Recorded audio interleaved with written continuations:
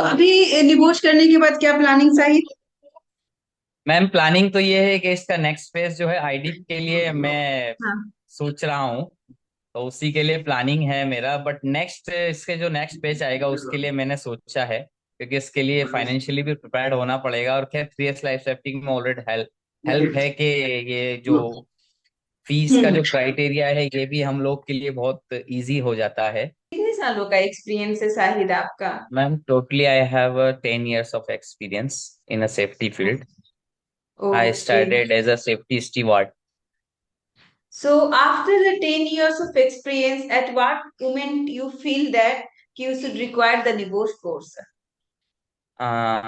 Due And to why? the first of all, because NEBOSH is a very manage means मैं यही कहना चाहूंगा कि निबोश आज की जरूरत है, क्योंकि इसमें जो मैनेजमेंट की जो टेक्निक्स है, अगर आपके अंदर स्किल्स है, अगर आपको डेवलप करना है तो you must be required a NEBOSH.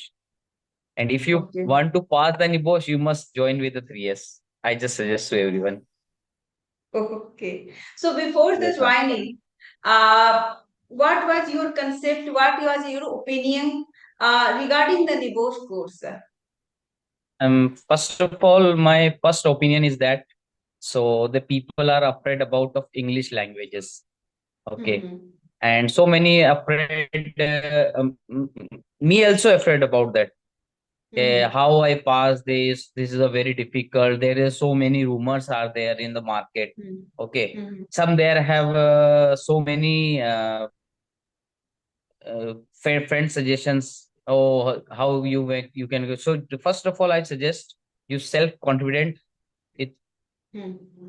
With your must required with qualification, people. Yes, ma'am. confidence about If your मतलब qualification, confidence your working experience. yes ma'am, हाँ। Always ma'am. बिकॉज यही सब चीजें हैं जो अगर आपके अंदर सेल्फ कॉन्फिडेंस है तो ही आप आगे बढ़ पाएंगे। तो हम्म। पहले अपना सॉल्व सेल्फ कॉन्फिडेंस आपको गेन करना है, उसके बाद ही आप हर चीज अचीव कर पाएंगे। आज मैं जो हूँ मैं अपने मतलब मैं यही कहना चाहूंगा कि सेल्फ कॉन्फिडेंस था तो आज अचीव किया। फिर उसके बाद अगर आपको प्रॉपर गाइडेंस मिलता है इंस्टीट्यूट के थ्रू तो भी फिर आपको प्रॉब्लम नहीं आएगी किसी भी कोर्सेज के अंदर। और 3S लाइफ सेफ एकेडमी में So, motivation how and was the appreciation. journey of your tutorials because you are working? General students as a concept, we are working how we will do this course, or you are working in the Barmer, Rajasthan. So, generally, I hope or I can assume that job duty is also tough in the so much of heat in the Barmer, Rajasthan. So, just I want to know how was your journey and what is your opinion about the Nibosh after when your journey finished? Okay. पहले पहले ऐसा था ma'am कि मेरे को duty timing से भी मुझे मैनेज करना पड़ता था। तो क्लासेस टाइम मुझे सबसे फ्री रहा, शाम इवनिंग क्लासेस रहती थी 8 to 11। उसके बाद हम लोग को कुछ होमवर्क्स मिलता था, जो गाइडेंस मिलता था हम लोग उसी पे फोकस करते थे। ड्यूटी टाइम के अंदर जब भी फ्री टाइम रहता था तो कुछ वीडियोस कुछ लिंक शेयर होते थे जो हम लोग को बहुत गाइड करते थे, जिसके अंदर हम लोग को टेक्निकल कीवर्ड्स भी मिलते थे। वही चीज को मैंने फोकस किया, और जो हमें होमवर्क दिया जाता था इंस्टीट्यूट के थ्रू और जो गाइडेंस दिया उसको फोकस करके उसको अचीव किया है। और प्रॉपरली उसी को मैनेज करके आज ये है कि साइट्स के अब क्लियर हो गया है, तो नेक्स्ट प्लानिंग के लिए मैम। हाँ। तो जर्नी शुरू करने के पहले आपका कंसेप्ट था कि निवोस बहुत टफ है, बहुत जी हाँ मैम। इंग्लिश की रिक्वायरमेंट है, हाई फाई इंग्लिश। अभी जर्नी खत्म होने के बाद फिर क्या इसके बारे में कहना चाहेंगे? मैम डायरेक्ट थिंकिंग यही है कि अब निबोच आईडी के लिए, क्योंकि उसमें एक फेयर खत्म हो चुका है कि जो रहता है ना कि अरे ये हाँ। कैसे होगा, तो अब मतलब इतना कॉन्फिडेंस और आ गया है कि हम लोग निबोच आईडी की तरफ भी बढ़ सकते हैं। मतलब मुझे में इतना कॉन्फिडेंस आया है कि मैं रिजल्ट बेटर रहा है मेरा, मुझे सेल्फ कॉन्फिडेंस इतना आ गया कि भाई अब मैं लेवल 6 की तरफ आगे बढ़ूं। लेवल 6 की तरफ आगे बढ़ सकते हैं जी डेफिनेटली। बिल्कुल मैम। यही चीज मैं कहना चाहती हूँ सभी कैंडिडेट से, जितनी भी इंक्वायरीज आती हैं, कि जब एक बार आप सही तरीके से किसी चीज को हासिल कर लेते हैं ना, तो फर्दर और प्रोसेस के आगे आप बढ़ने के लिए ये हो जाते हैं कि नहीं चलो अब ये खत्म हुआ तो मैं आगे चला जाऊंगा, आगे चला जाऊंगा। तो अगर वो सही तरीके से चीजें होंगी तभी वो कॉन्फिडेंस आता है, अदरवाइज आपको कभी भी लाइफ में किसी चीज के लिए कॉन्फिडेंस आएगी ही नहीं। जी मैम वो बिल्कुल। तो मैं एक some key points when you are selecting the institutions. So suppose someone is going to select some institutions for the NIBOSH. So what are the like main things they have to consider while selecting the NIBOSH course? कि हम जब NEBOSH के लिए कोई good institutions को select करना चाहें तो हमें किन किन बातों का ध्यान रखना चाहिए? ओके, सबसे पहले तो मैम आपको बैकग्राउंड ऑफ रिजल्ट, हम्म। आप स्टाफ जो है इंस्टीट्यूट का वो कितना फेमिलियर है आपसे, आपके doubts hmm. Time to time clear कर रहा है नहीं, और ये सब चीजें मुझे, मैं फर्स्ट से लास्ट कॉल, अब आज भी जब मैं फर्स्ट मैसेज करता हूँ 3S में, तो मुझे रिसेंटली रिस्पॉन्ड मिलता है। ये हम्म। मैं, इसको मैंने नोटिस किया है। तो यही सबसे बड़ी खासियत है कि आप जो भी इंस्टीट्यूट चूज करें, सबसे पहले तो रिजल्ट देखें, वहां पे जो हम्म। इंस्ट्रक्टर हैं आपके, मैं मानता हम्म। हूँ Rahul sir and Suraj sir, it's a world class instructor. जो वे ऑफ टेक्निक उनका पढ़ाने का है, गाइडेंस का है, आप जैसे समझना चाहते हैं, आप हिंदी में समझना चाहते हैं तो वो आपको हिंदी में समझाएंगे। If you want hmm. To be learn in English और understand in English, so he will guidance in English. और मोटिवेशंस का जो है वो सबसे बेस्ट है। तो आप सेल्फ कॉन्फिडेंस, आपका ज्ञान होता है, वहां पे कई चीजें आपको सिखाई जाती हैं, तो यही सब चीजें आप देख के सिलेक्ट की ही करना चाहिए मैम, जिसी भी। और मैं सभी को सजेस्ट यही करूंगा कि first time you take a demo class from 3S if you want, और you want first, you want to search first all your 3S life, or maybe you get a YouTube, you can link and go through, and first of all then you will join, and और जैसे आप चाह सकते हैं, बाकी एक बार आप जरूर ज्वाइन करें, सभी लोग कोई भी हो, पहले एक बार बात। सेकेंड चीज मैं ये जानना चाहूंगी कि ओपन बुक एग्जामिनेशन है, we are used to write the close book examination since our childhood.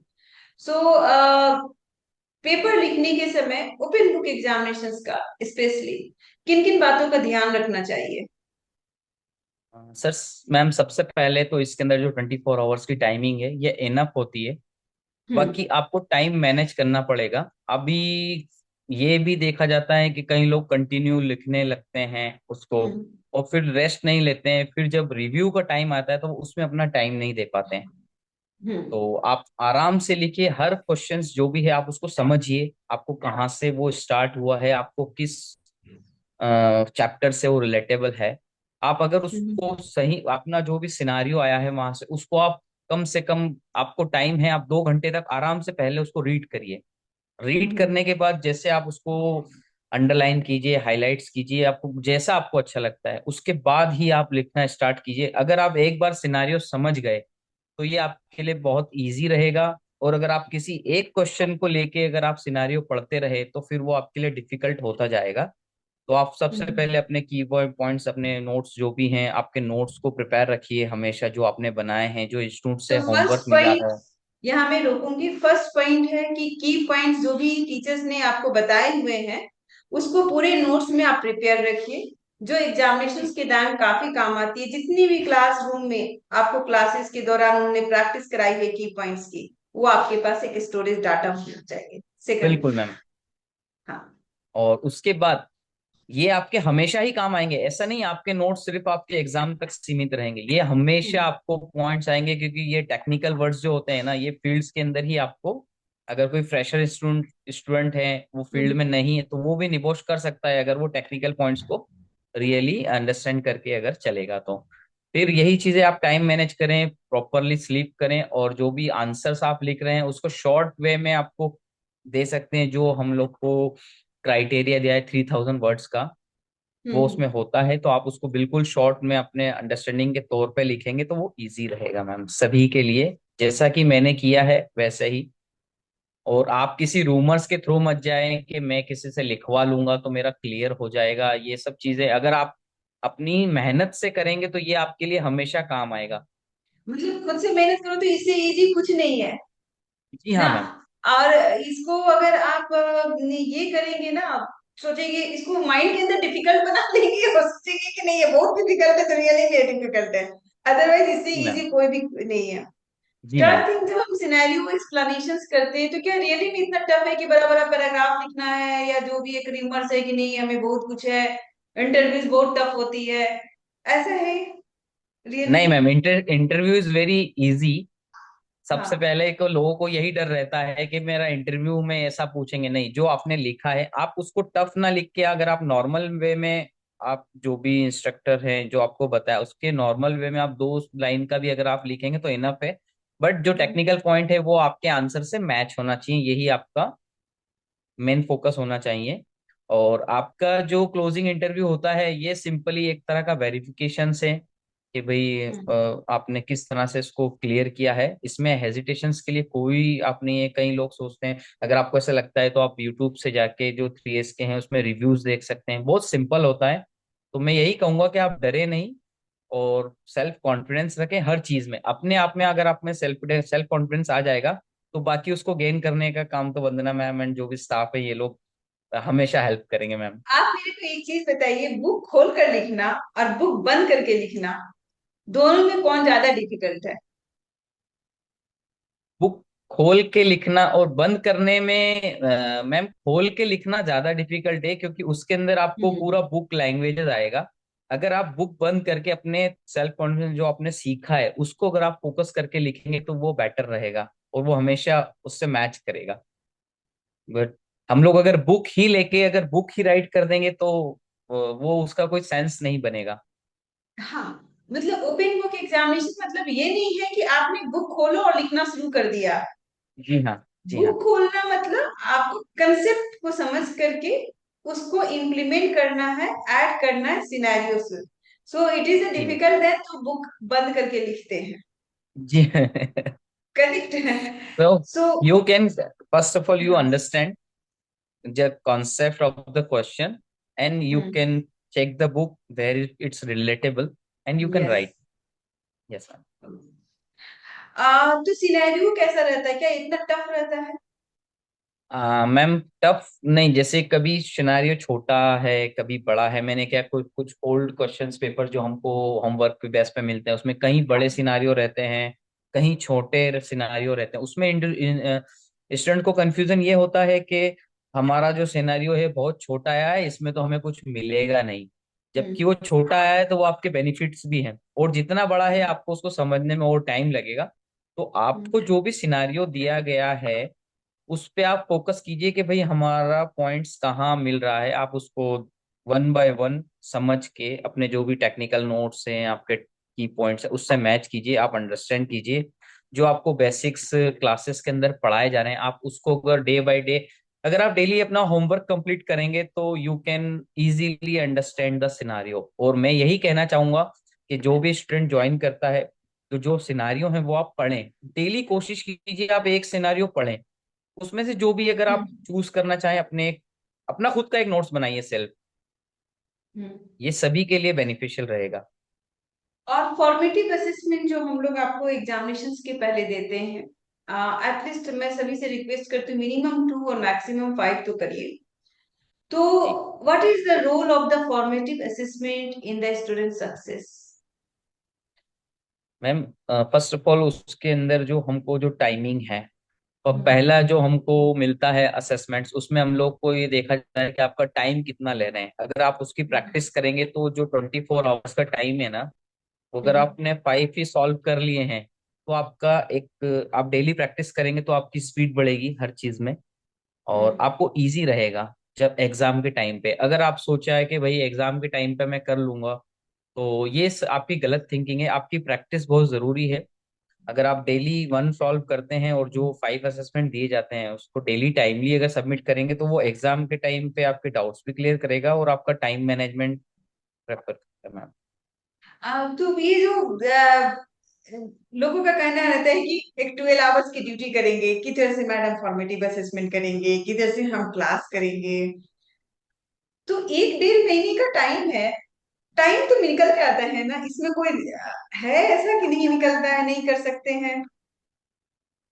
Ma'am बिल्कुल कर सकते हैं। देखिए अगर वो आपका फायदा है, आप उसको कितने टाइम में कंप्लीट करना चाहते हैं। हम्म। अगर स्टूडेंट सोचे कि यार मैं 12 आवर्स ड्यूटी करने के बाद, अगर आप कोशिश कीजिए आप डेली 2 घंटा भी उस पर देते हैं।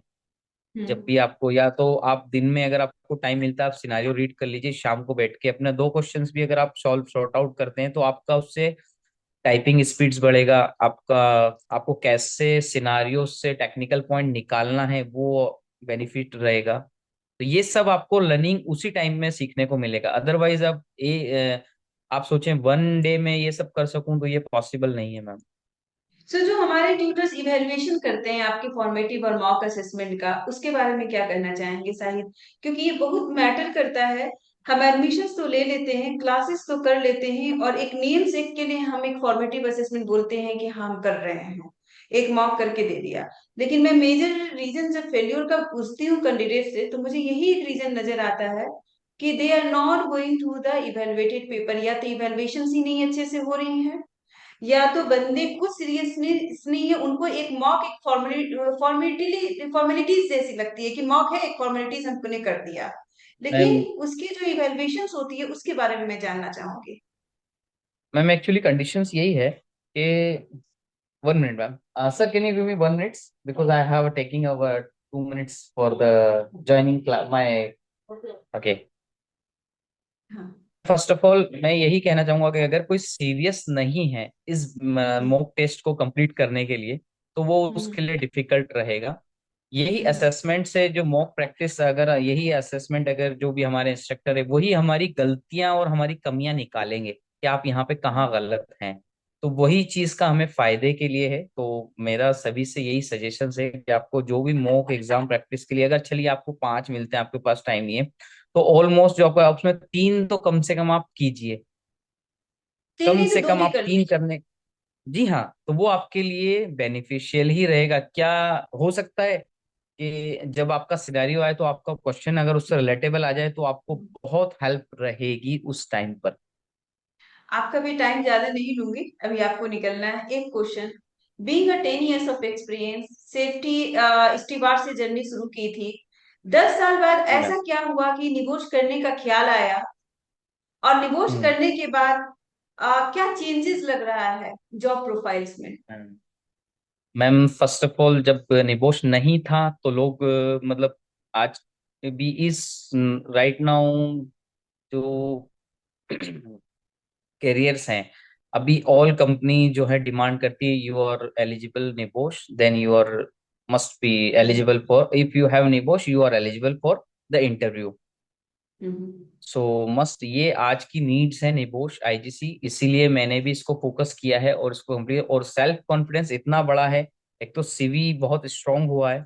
कहीं हम्म। कंपनी विदाउट निबोश के आपका सीवी अगर आप नहीं है तो आपके सीवी को शॉर्टलिस्ट भी नहीं करती। अभी स्पेशली एक गल्फ मार्क कंट्रीज उसमें में भी।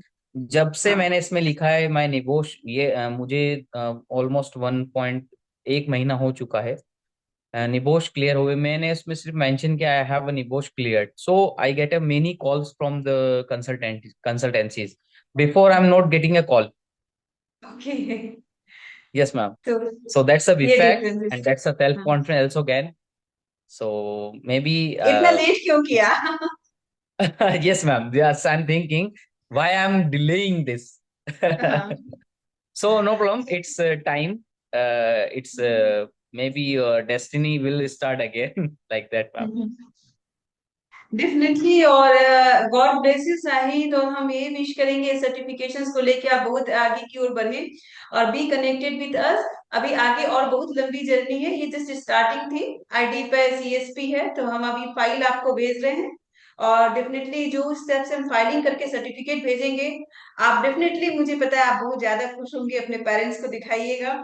और कभी जी बहुत बिल्कुल। बड़े पोजीशन पे पहुंच गए तो एक कॉल जरूर कीजिएगा।